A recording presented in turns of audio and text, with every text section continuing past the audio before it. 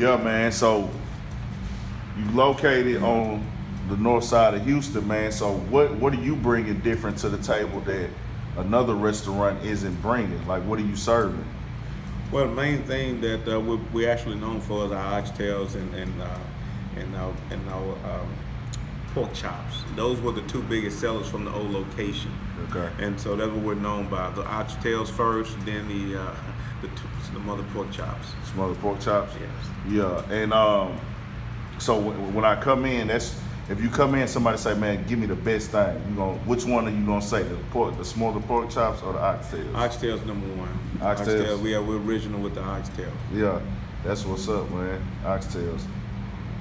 But so would you say that you have like a special recipe, or it's a way you season it, or is it something else?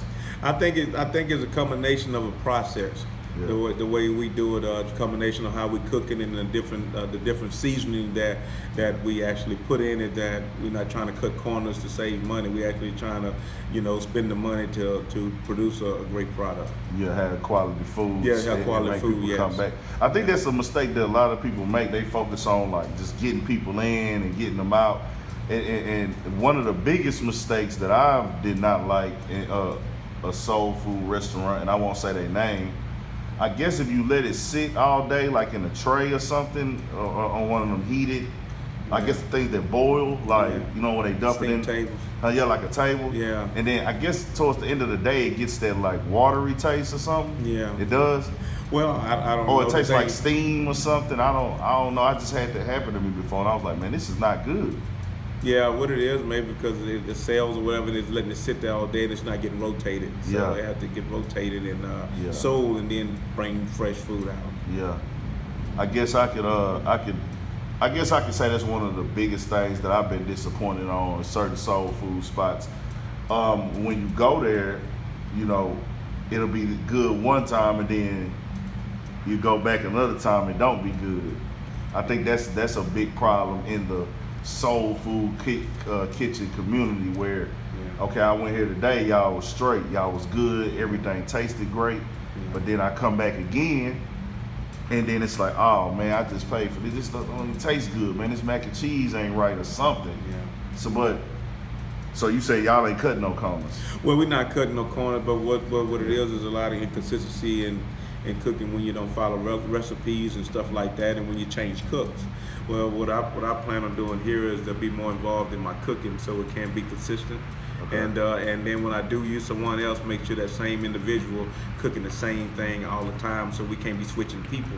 Gotcha. That's what happened is everybody have different ways of cooking things, and I told myself that I need to start getting more involved in my cooking. That's a great point, because like, I guess the food always tastes the same way when you go to like a McDonald's. Well, I don't eat McDonald's no more. I ain't ate that in years. But if you go to like a McDonald's or a Whataburger or anything like that, they able to almost like get the same taste every time, because it's just one little solid, not deep recipe, as opposed to when you cooking these detailed foods. It's like, okay, it's hard to get that same exact taste every time, especially when you have different cooks. So do you give your cooks your recipe, or do you, how do you do it? You have a recipe that's set that they supposed to use? My wife and I do the majority of the cooking, so I measure. She don't measure like I do. My food will be more consistent because I measure and I do pretty much everything the same. But that's where that military part of me comes in, because I try to do everything exactly the same to have the same product. Gotcha. So I'm working on that right now to be more involved in the majority of all the cooking. Okay. So let me ask you this, man. Are you having fun doing this? Are you having fun? Are you enjoying, because everybody's goal is to have their own business and be able to call their own shots and be their own boss. Are you having fun being your own boss? Well, I think with anything that you do is how you make it. You know what I'm saying? Depending on the individual. So I believe in anything I pretty much do, I try to make it fun.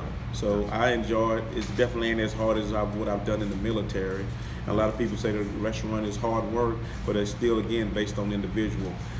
So this is not as hard to me as it would be to an average person. Got you. I understand what you're saying.